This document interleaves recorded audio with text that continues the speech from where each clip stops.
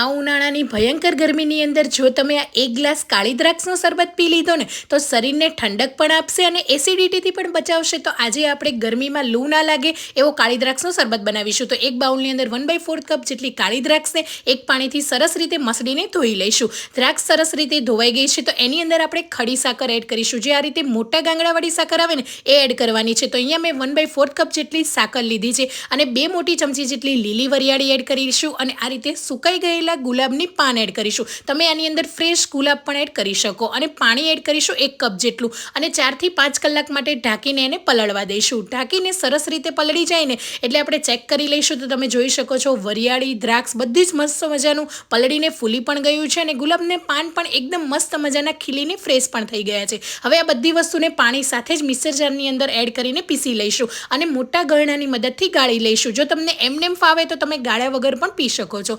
એના ઉપરના છોતરા કે કંઈ પણ પાર્ટ હશે ને એ નીકળી જશે. તો મસ્ત મજાના આઈસ ક્યુબ એડ કરીને ઠંડો આ કાળી દ્રાક્ષનો શરબત ઉનાળાની ગરમીની અંદર તમે પણ ટ્રાય કર્યો અને તમારા બાળકોને બહારના ડ્રિંક કરતાં ઘરે બનાવીને દરરોજ એક ગ્લાસ આપો. શરીરને ઠંડક પણ આપશે અને હેલ્ધી પણ છે. અને હા, ગરમીઓ માટે મસ્ત મજાની ઠંડી પેંડાની લસ્સીની રેસીપી જોઈતી હોય તો કમેન્ટ કરો.